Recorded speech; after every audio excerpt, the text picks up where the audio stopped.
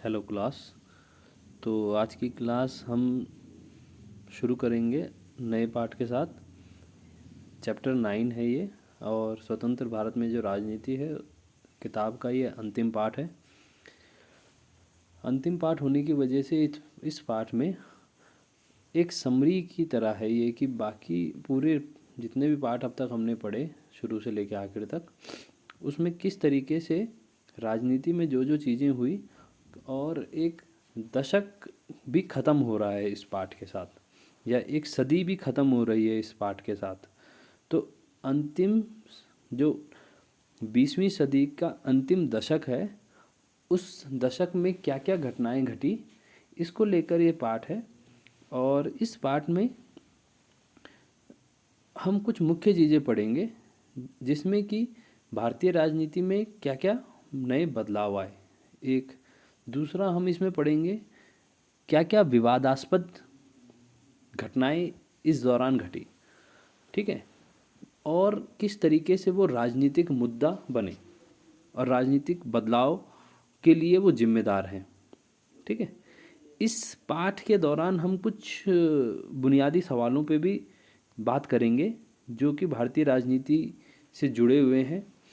इसके अलावा हम देखते हैं कि 1990 के दशक के बाद एक नया दौर शुरू होता है, जिसमें जो कांग्रेस की प्रभुत्ववादी सरकारें थी वो ख़त्म होकर और एक नया दौर शुरू होता है, जिसे हम कहते हैं कि गठबंधन का जो दौर है वो शुरू होता है राजनीति में। और आज से 30 साल पहले या 20 साल पहले जब हम राजनीति को देखते थे तो ऐसा लगता था कि अब कोई भी एक पूर्ण बहुमत वाली सरकार आना बहुत मुश्किल है। तो इसलिए ये जो दौर था 1990 का, इसको गठबंधन का दौर भी कहा जाता था। इसके अलावा एक आयोग का गठन उस समय किया गया था, जिसकी चर्चा हमने पिछले पाठों में की थी, जिसे हम कहते थे मंडल आयोग। मंडल आयोग समाज में एक वर्ग की पहचान के लिए ये गठित किया गया था कि, और पिछड़ा वर्ग जिसे हम कहते हैं, इसको पिछड़ा वर्ग आयोग भी कहते हैं। तो इस आयोग की सिफारिशें भी उसके दौरान आई सामने, और उन सिफारिशों से राजनीति में भूचाल आया, और उसके अंदर बहुत सारे बदलाव, राजनीति के मुद्दे नए नए बने, नए नए बदलाव देखने को मिले। पार्टियों के पास नई एक नया विचारधारा सी ही पैदा होनी शुरू हो गई थी इस मंडल आयोग की वजह से। इसीलिए इसे मंडलीकरण भी कहते हैं उस समय के दौर को, ठीक है। इसके अलावा एक और इम्पोर्टेंट घटना उस समय की है जो आज भी प्रासंगिक है, और आज की राजनीति में भी बहुत ज़्यादा इसका इस्तेमाल किया जाता है। राजनीतिक तौर पे ये बहुत ज़्यादा संवेदनशील मुद्दा है, लेकिन हमारी किताब में ये इसीलिए दिया गया है ताकि आज की राजनीति में भी इस तरीके से इस मुद्दे का इस्तेमाल होता है, उसको देखना बहुत ज़रूरी है। ये मुद्दा था राम जन्मभूमि का, ठीक है। और ये आंदोलन 1990 का नहीं है, बल्कि कई सालों पुराना है। कुछ कहते हैं कि 2 सदियां बीत गई इस आंदोलन को मुद्दा बनने में, ठीक है। लेकिन 1990 के बाद ये एक सक्रिय मुद्दा रहा हमारी राजनीति का, और सिर्फ एक पार्टी का नहीं, कई पार्टियों का इससे जुड़ाव है। तो इसलिए भी ये पढ़ना बहुत ज़रूरी है, समझना बहुत ज़रूरी है।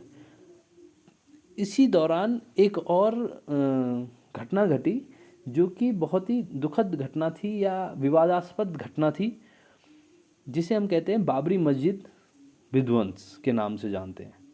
और कई लोगों को लगता है कि ये एक विरासत का ढह जाना था।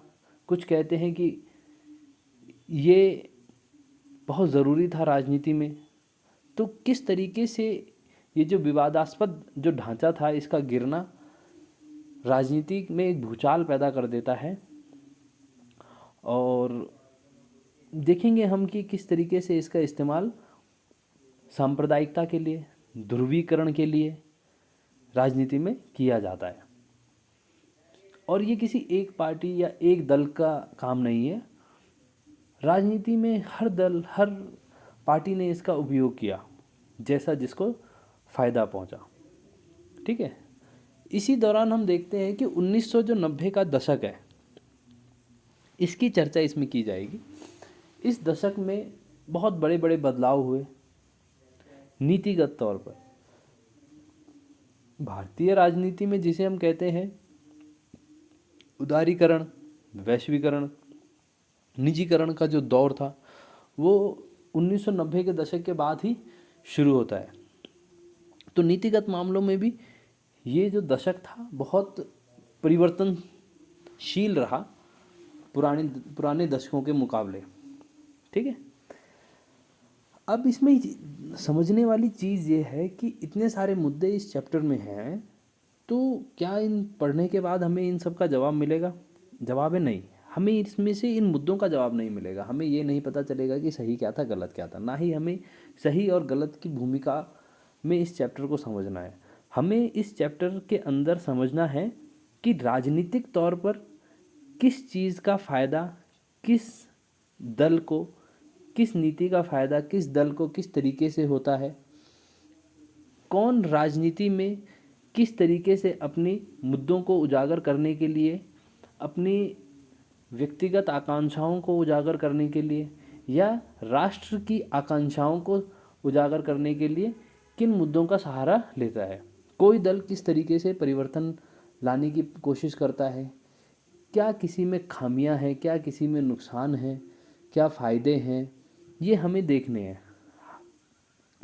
तो इस चैप्टर में जवाब नहीं है, चैप्टर में सिर्फ क्या है, आप सवाल पूछने के लायक ये चैप्टर आपको बना देगा। आपको जवाब ढूंढने के लिए ये चैप्टर तैयार करेगा कि चैप्टर से आपको समझ में आएगा, पाठ से आप ये सवाल, आप सही लोगों से सही सवाल पूछने लायक हो जाएंगे, जवाब की तलाश करने के लायक हो जाएंगे। मुद्दा राजनीतिक बहुत ज़्यादा संवेदनशील है। ठीक है, हर आम चुनाव में हर जगह इसका इस्तेमाल होता है, लेकिन हमें अपनी समझ से संवेदनशीलता को भी ध्यान रखते हुए, व्यक्तिगत तौर पे ना सोचते हुए, एक राजनीतिक विद्यार्थी के तौर पर इन सब चीज़ों को अध्ययन करना है। ठीक है। 1990 का दशक बहुत ही अगले आगे हम पढ़ेंगे कि 1990 के दशक में किस तरीके से जब इंदिरा गांधी की हत्या हो जाती है और उनके पुत्र श्री राजीव गांधी को प्रधानमंत्री के लिए नियुक्त किया, प्रधानमंत्री के दावेदार बनाया जाता है, चुनाव में कैसे वो जीत प्राप्त करते हैं, फिर पार्टी हार जाती है, फिर उसके बाद किस तरीके से दोबारा से जो गठबंधन की राजनीति है उसका दौर शुरू होता है, कैसे क्षेत्रीय दल जो कि बहुत ही संकुचित, बहुत ही छोटे अपने आप को महसूस करते थे, किस तरीके से वो एक मुख्य भूमिका में आना शुरू हो जाते हैं ऐसे दल। तो हर दल राष्ट्रीय राजनीति में भी किस तरीके से, जो क्षेत्रीय होने के बावजूद राष्ट्रीय राजनीति में किस तरीके से योगदान कर रहे थे या किस तरीके से परिवर्तन की कोशिश कर रहे थे, अपनी भूमिकाओं को उजागर कर रहे थे, ये सब हम इस पाठ में पढ़ेंगे। ठीक है, तो अभी के लिए धन्यवाद। आगे हम देखेंगे इन सब के बारे में 90 के दशक में क्या क्या घटनाएं होती हैं।